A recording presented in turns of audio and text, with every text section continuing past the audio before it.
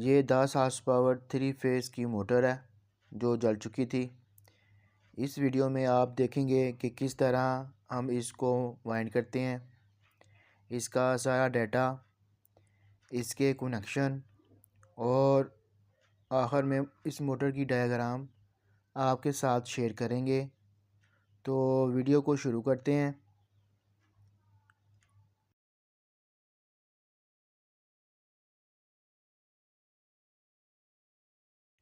इस मोटर के total 48 slot हैं। सबसे पहले कोर की लंबाई और चौड़ाई माप लेते हैं। इंची टेप की मदद से इसकी कोर की लंबाई देखते हैं। इसकी कोर की लंबाई 6 इंच 1 मिलीमीटर है और जो इसका आउटर डाया है वो 9 इंच और 4 मिलीमीटर है। अब कोर की चौड़ाई माप लेते हैं।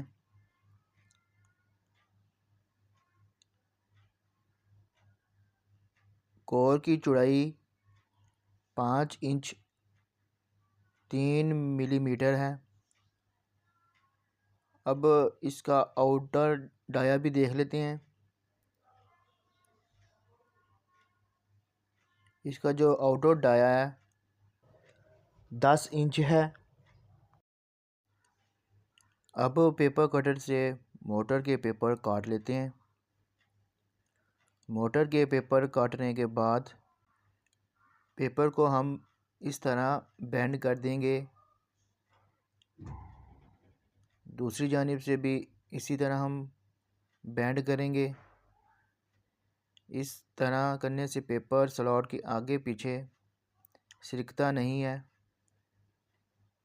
बाकी के तमाम स्लॉट पेपर इसी तरह लगा देंगे जिस तरह आप वीडियो में देख रहे हैं। इसके अंदर 10 number PVC insulation paper slot के अंदर लगा रहे हैं। पेपर स्लॉट के अंदर लगाने के बाद हम वाइंडिंग पिच से कॉइल बनाने के लिए साइज निकाल लेते हैं। एक तार का टुकड़ा लेंगे, स्लॉट के अंदर इस तरह रखेंगे कि इसके अंदर 8 स्लॉट छोड़ देंगे।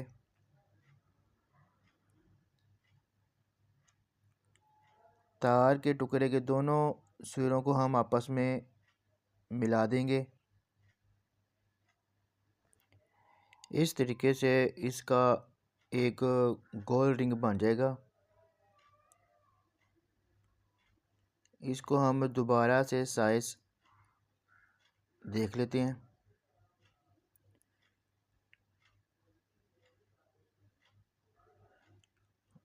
दोनों जानिब से तार का टुकड़ा पेपर स्लॉट के नीचे तक जाना चाहिए,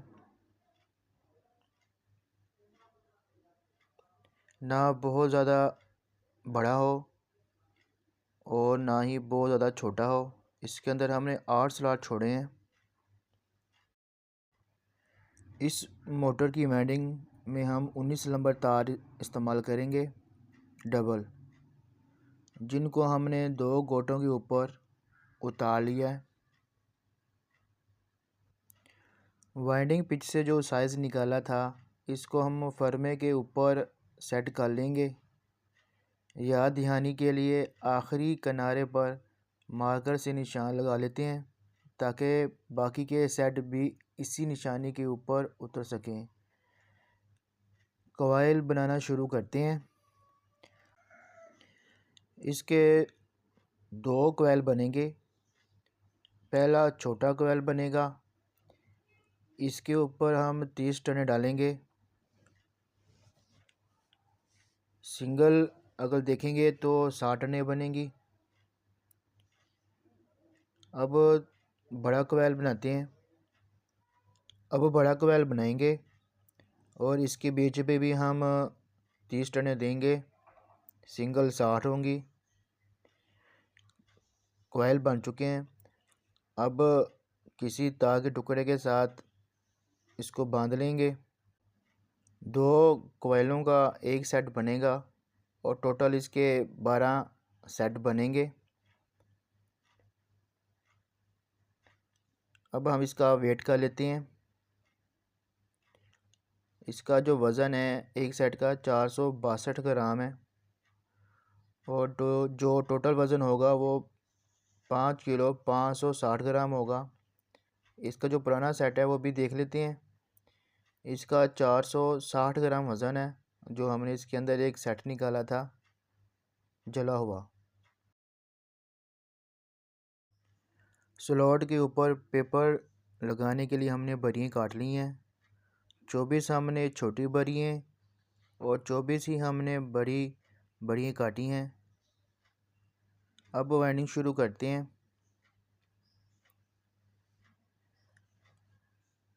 पहला सेट डालकर हम आपको दिखाते हैं। पहले सेट में से छोटा कॉइल उठा लेंगे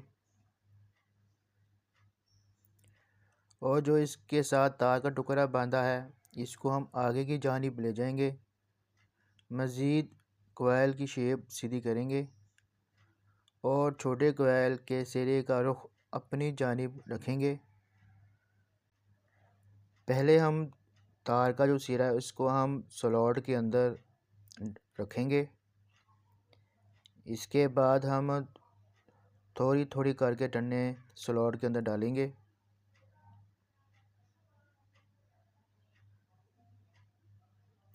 एकदम से नहीं डाल सकते क्योंकि ये थोड़ी मोटी तार है। अब जो हमने बरियाँ काटी हैं इंसुलेशन पेपर की इसको हम यू की शक्ल दे देंगे और स्लॉट के अंदर जो हमने टर्नें डाली हैं इसके ऊपर लगा देंगे।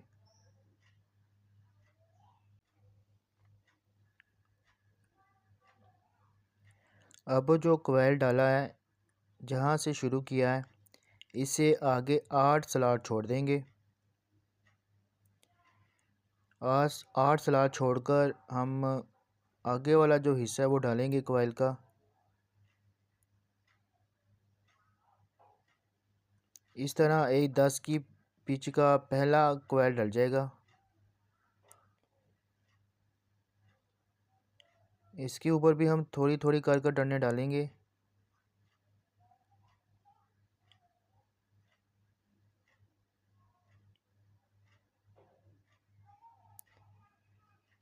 कॉइल डालने के बाद इसके ऊपर भी हम 10 नंबर इंसुलेशन पेपर जो है वो डाल देंगे जिसको हमने थोड़ा सा बड़ा किया हुआ था। इसको भी हम यू की शक्ल दे देते हैं।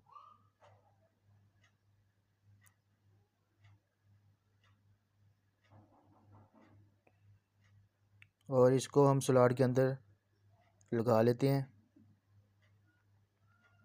इसके ऊपर बड़ी बड़ी क्यों डाली थी आगे चलकर आपको बताएंगे कि ये बड़ी बड़ी क्यों डाली है। अब इसको हम थोड़ी शेप दे देंगे। हथौड़ी से इसको मज़ीद प्रेस कर लेते हैं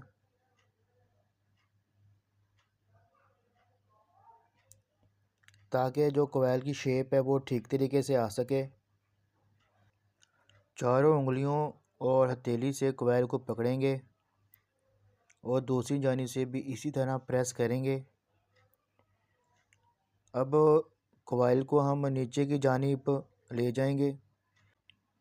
इसको अच्छी तरीके से बिठाना बहुत ज़रूरी होता है ताकि जो आगे वाले कॉइल हैं वो भी अच्छे तरीके से बैठ सकें। इसके अंदर हमने 8 स्लॉट छोड़े हैं। दोबारा से आपको रिपीट कर देते हैं। अब हम एक 12 की पिच का कॉइल डालेंगे और जो इसके साथ भी हमने तार का टुकड़ा बांधा था इसको हम आगे की जानिब ले जाएंगे। पहले कॉइल का जो आगे वाला सिरा है वो पीछे की जानिब कुछ इस तरह से आ जाएगा।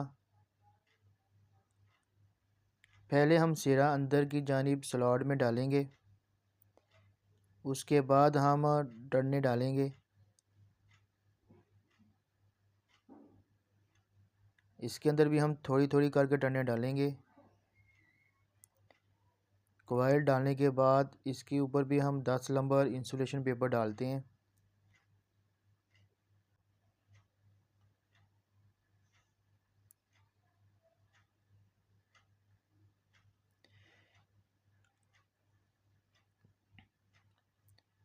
अब इसके आगे भी हम 10 स्लॉट छोड़ेंगे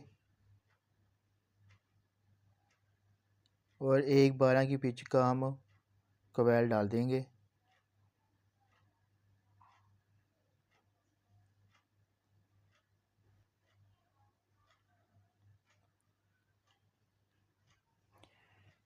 आगे वाला हिस्सा हमने डाल दिया है। अब इसके ऊपर भी हम 10 नंबर इंसुलेशन पेपर लगा लेते हैं जो हमने बड़ा काटा था। अब इसकी भी हम कॉइल की शेप कुछ इस तरीके से ठीक कर लेते हैं।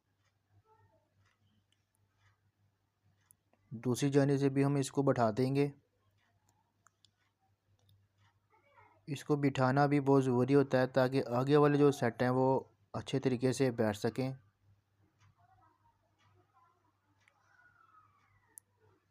हथौड़ी की मदद से मज़ीद इसको हम प्रेस करेंगे।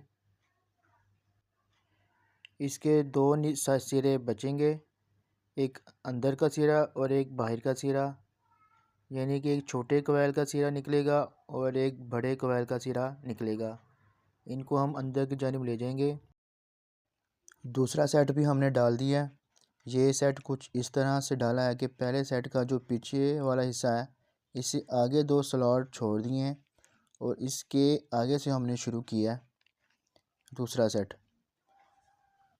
तीसरा सेट यहाँ करके आएगा एक 10 और एक 12 की पिच का। इसी तरह तीसरा सेट भी हमने डाल दिया। जिस तरह पहला सेट और दूसरा सेट डाला था, आपको दिखाने का मकसद सिर्फ ये है कि आपको इसकी चाल अच्छी तरह समझ आ जाए। बाकी के तमाम सेट इसी तरतीब के साथ स्लॉट के अंदर हम डालेंगे।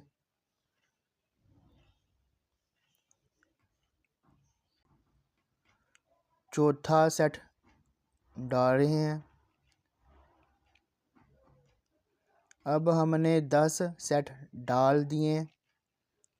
अब 11वां और 12वां सेट डालने के लिए इसके लिए हमने पहला जो सेट और दूसरा जो सेट डाला था इनके पहले हिस्से को हम स्लॉट के अंदर से निकाल लेंगे और 10वां और 12वां सेट इसके अंदर डालेंगे।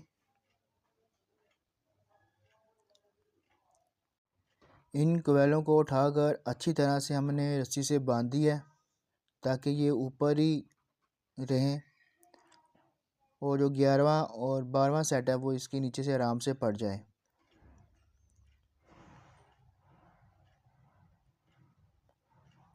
अब 11वां सेट हम डालेंगे।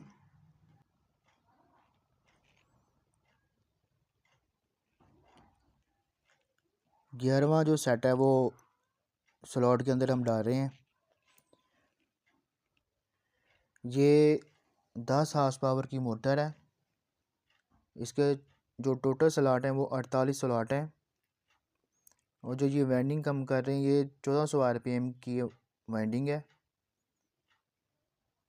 इसके जो आरपीएम होंगे वो 1400 हैं। अब जो पहले और दूसरे सेट के कॉइल स्लॉट के अंदर से निकाले थे इनको हम वापस स्लॉट के अंदर डाल देंगे।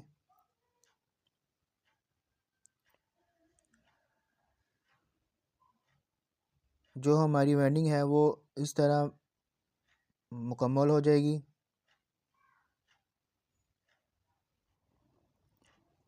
आखिरी जो कॉइल डाला है इसके ऊपर भी हम इंसुलेशन पेपर लगा लेते हैं ताकि जो हमारी वाइंडिंग की है वो कंप्लीट हो जाए। इसके अंदर जो बड़ा पेपर लगाया है इसका मकसद वाइंडिंग का आपस में क्रॉस ना होना है और जो हम क्रॉस पेपर रखते हैं ये दोनों सेटों के दरमियान अच्छी तरह नीचे तक चला जाता है जिससे जो हमने वाइंडिंग की है इसको मज़ीद सेफ्टी मिलती है और ये क्रॉस नहीं होती। जी कनेक्शन आपको दिखाते हैं। पहले सेट का अंदर वाला सिरा छोटा पकड़ेंगे और इस पर हमने A1 लिख दिया है। इस सेट का जो बाहर वाला सिरा है इस सेट का जो बाहर वाला सिरा है इसको हमने 2 सेट छोड़कर तीसरे सेट के बाहर वाले सिरे के साथ मिला दिया है।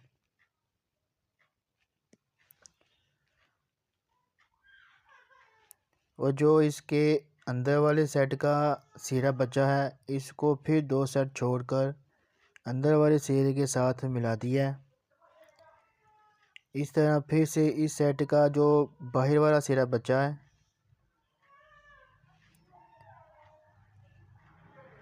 इस सेट का जो बाहर वाला सिरा बचा है, इसको फिर 2 सेट छोड़कर बाहर वाले सिरे के साथ मिला देंगे।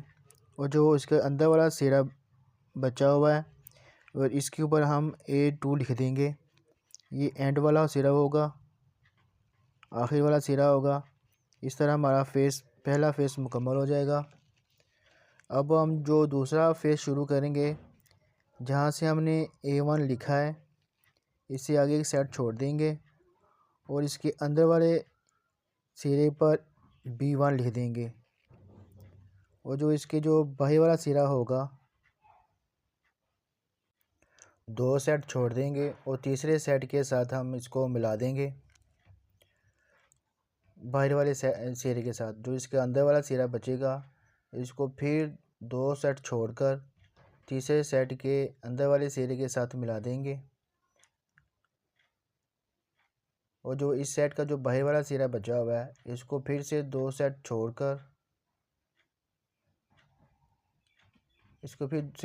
छोड़कर बाहर वाले सिरे के साथ मिला देंगे। और जो इसका आखिरी वाला सिरा बचेगा, इसके ऊपर हम B2 लिख देंगे। इस तरह हम C1 भी इसी तरीके से शुरू करेंगे, जिस तरह हमने A1 और B1 शुरू किया था। इसी तरह आखिर में इसका C1 सिरा बाहर निकलेगा। इस तरह इसके टोटल 6 सिरे बाहर निकलेंगे, B1 A1 B2 B1 C2 और C1 A2। क्योंकि इसके हमने स्टार डेल्टा कनेक्शन करने हैं, इनको हम लीडर लगाकर सोल्डिंग कर देते हैं।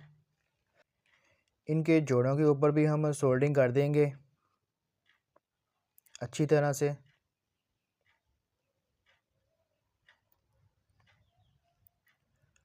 सोल्डिंग करने के बाद इनके हम मेडिकल टेप जो है वो लपेट देंगे अच्छी तरीके से, ताकि जो इसके जो जोड़ हैं वो हीट ना हो। अब इसके ऊपर हम PVC जो स्लीव है वो चढ़ा देंगे।